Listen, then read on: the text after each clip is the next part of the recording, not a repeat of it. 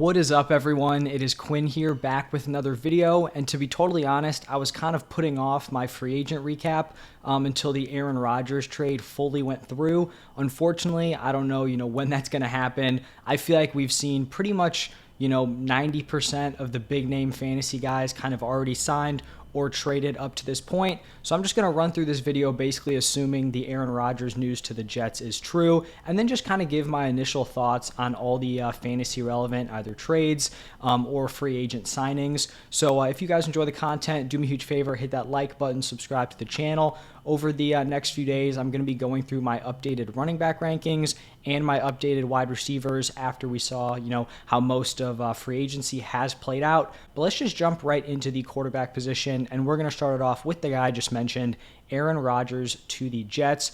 Rodgers was pretty much a non-factor for fantasy last season with the Packers. Some people out there may think, he's fallen off a cliff. He just doesn't have it anymore. I still think, he has some juice for fantasy. I just think the situation last year with the Packers wasn't great. I think this is going to be a better offense here with the Jets. And I think he's probably someone who's going to be a back-end QB1 option, maybe high-end QB2. So, not overly hyped about this move. I think it's probably better for all the weapons there. Garrett Wilson, probably a guy who's going to crack my top 12 wide receivers. Haven't, mapped that out exactly yet, but I feel like, this is going to be a big boost to a lot of those pieces on the Jets. Breece Hall also just kind of raising the overall ceiling of that Jets offense. And then the other main quarterback free agent signing we had was Jimmy Garoppolo. I believe Jimmy G got locked up first or second day of free agency, going to the Raiders. To be totally honest, like from a real life NFL perspective, it kind of feels like the Raiders are just like waiting to go 8-9 or 9-8, 7-10, something like that. Like, I don't think this isn't really an upgrade from Derek Carr, so not really sure the direction there. But for fantasy purposes, I think Jimmy G is good enough to support a guy like Davante Adams, to support a guy like Josh Jacobs. Like, I don't think this offense is going to be totally terrible. I think Adams is going to get solid volume. They're going to continue to feed Josh Jacobs, who they are bringing back. So I think, it's a fine move for those guys, and it's not a spot where this offense is just going to be terrible and we're going to have to fade a guy like Davante Adams or Jacobs. I think they'll both be, solid top 10, top 12 options at their positions. And then for a guy like Jacoby Myers, who I'm going to get into a little bit later, I guess right now I'll say I don't think it's fantastic for him. And then same thing with a guy like Hunter Renfrow. Just don't know what's really going on with him. He had that one really strong breakout season, was looking like he was going to be a fantasy winner. And then last season, was pretty much non-existent. So now we're going to shift over to the running back position and starting it off with Miles Sanders to the Panthers. So he's going to be reunited here with Deuce Staley. I feel like in general, a lot of people kind of seem to like this move. He kind of has a route to be the running back one for this team. But I mean, just a few weeks ago, we heard Deuce Staley come out, talk about, how he likes using 3 different running backs because of how tough the position is. And I mean, we've seen the track record here, right? We saw Deuce Staley in Detroit using 3 running backs, Jamal Williams, DeAndre Swift, Justin Jackson. I mean, do we remember how frustrating it was to have DeAndre Swift and we see Justin Jackson taking 15, 20% of the snaps? It's not great, so I do expect Miles Sanders to lead this backfield. I just don't know if there's going to be much upside there for fantasy. This is a team with a solid O-line, but, with a guy, probably C.J. Stroud or one of these rookie quarterbacks coming in, I just don't know if the touchdown upside is going to be there. So I think Sanders is solid, probably like an RB3 candidate, but not someone who I think is going to be, a league winner or anything for fantasy.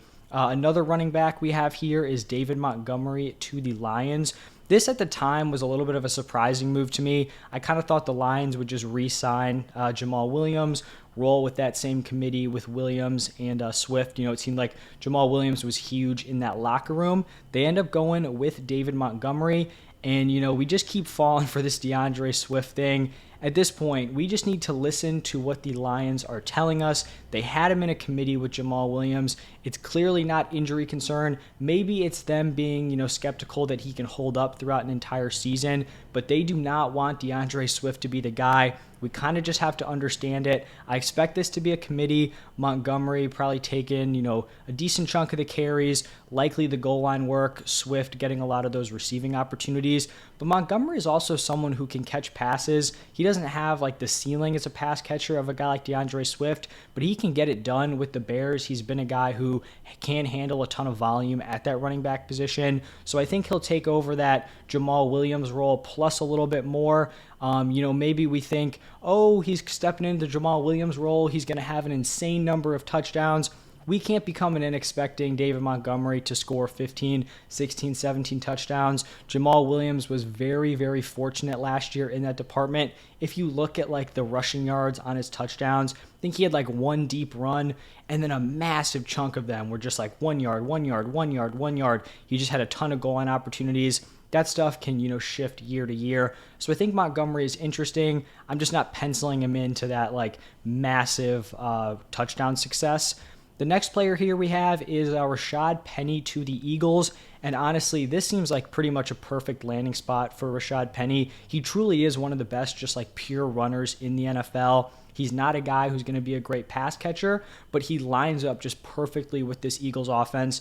This is a team with a really strong offensive line, a really strong run game. They're not a team that really likes to, throw a ton to the pass catchers. When you have a mobile quarterback like Jalen Hurts, he's probably going to, tuck it and run before he's looking to check down. As always with Rashad Penny, the problem is just the health. He's missed 37 games over the past 4 seasons. And then if you were a Kenneth Gainwell guy, I really liked him coming out of college, but you might have thought he was the RB1 for a week or two, or probably just a few days after Miles Sanders got signed. It'll likely be a committee here. But if Penny can stay healthy, I do think he's very interesting, because if he can get back to 100% and can stay on the field, he probably will be leading this backfield in carries. Now shifting over to Jamal Williams, who signed with the Saints. I honestly think this is going to be a pretty similar role to what we saw with him in Detroit.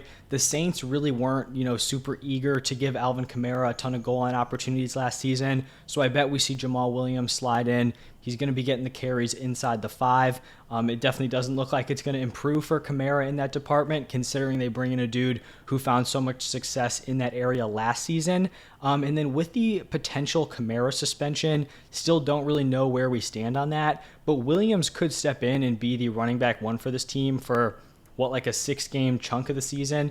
Not really sure what's going to happen there with Kamara, but he kind of carries some hidden upside while also being, a decent handcuff back. And even though he wasn't a guy who really caught passes for the Lions, it is in his skill set. Like we saw it a little bit with him in Green Bay. So it's not like he's useless as a 3-down back. He can do that, if you do ask him to.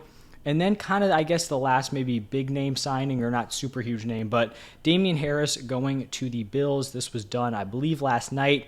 Overall, I'd say it's not great for James Cook. There was like a very small window between Devin Singletary leaving and then Damian Harris coming in. So he had like the RB1 status for an hour or two.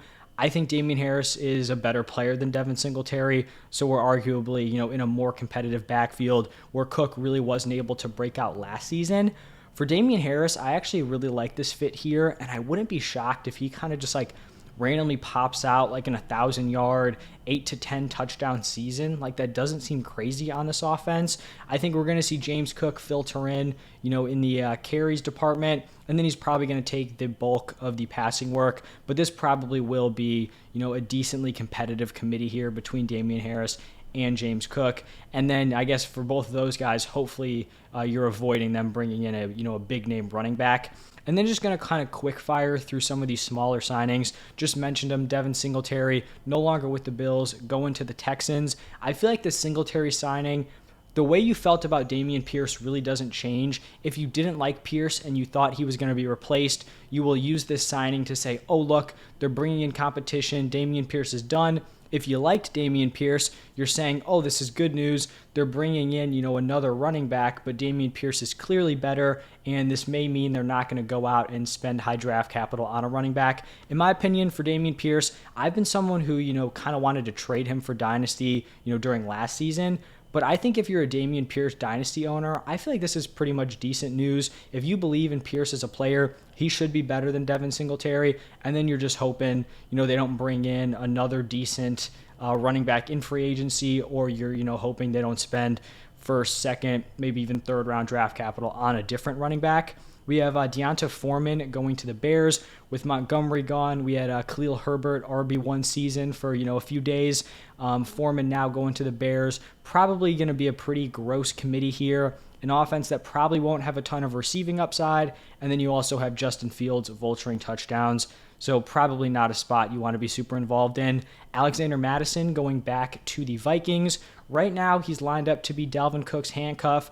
We heard a lot about Cook being a cut candidate. It hasn't happened yet. So as of now, we still have to, view Dalvin Cook as the starter. But if Cook is cut, Mattison becomes very, very interesting because over the last few years, he's been one of the most valuable handcuffs. Anytime Cook goes down, Mattison steps in and just gives you RB1 numbers. Samaje Perine to Denver. I think this is pretty interesting for both the Bengals and the Broncos because Mixon was another dude we were hearing as a potential cut candidate.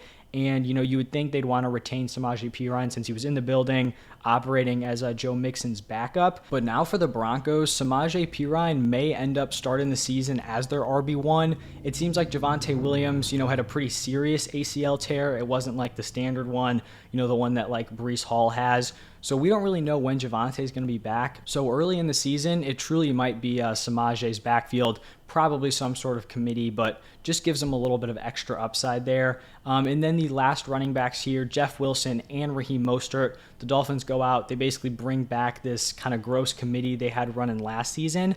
I don't think this rules them out for potentially making a splash at the position, but I think they'd probably go, feel fine running these two dudes back.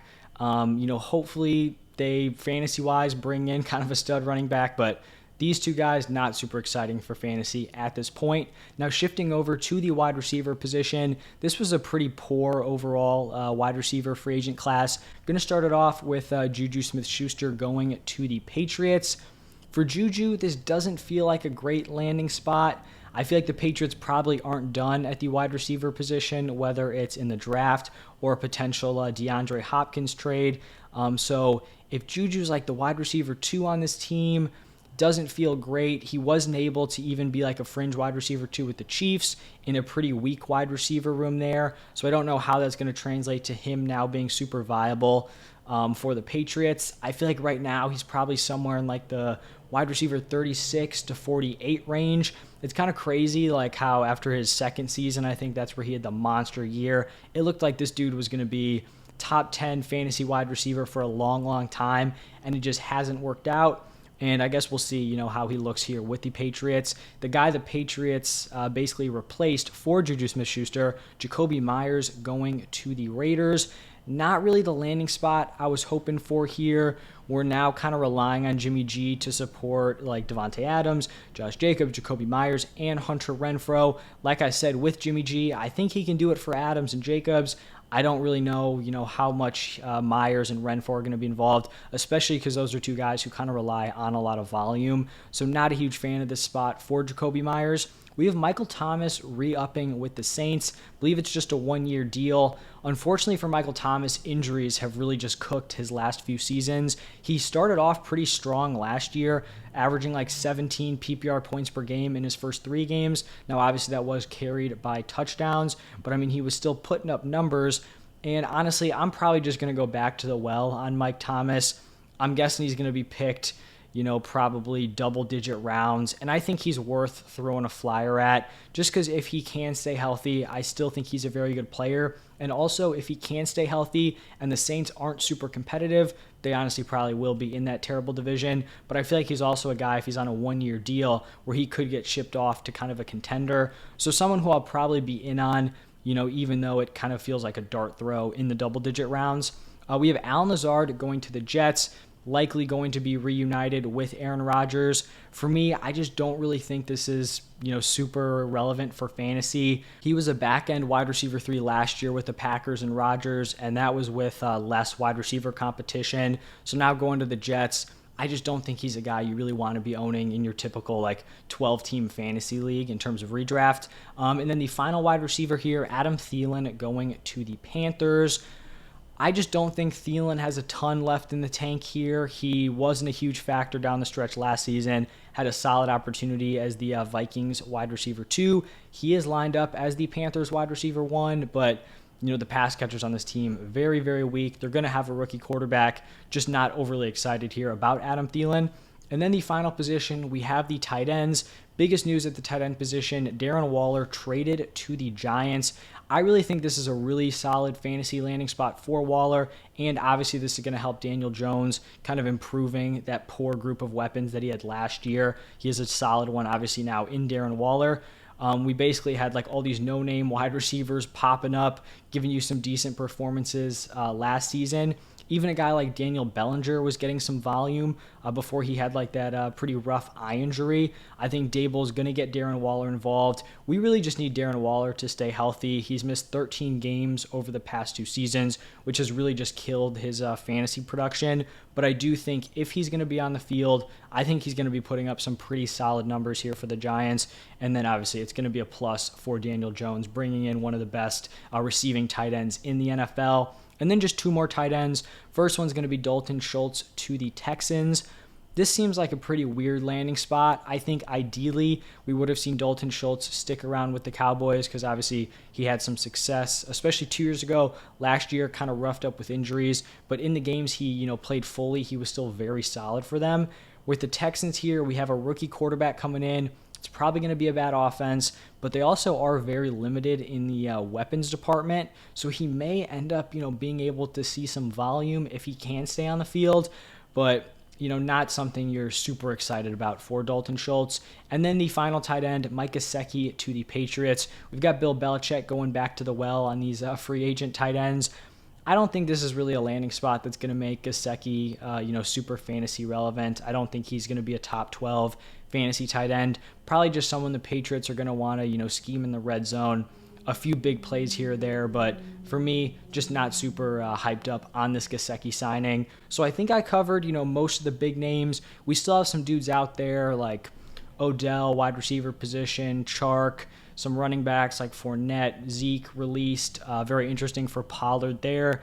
I think Kareem Hunt, I don't know if I said him. So there are still some names out here, but I kind of just wanted to give you guys my initial thoughts. Like I said, I'm going to be having my updated rankings coming out. Going to continue putting out rookie content, up until the draft and then after. So keep stopping by. I appreciate you all for watching this all the way through, and I will see you in the next one.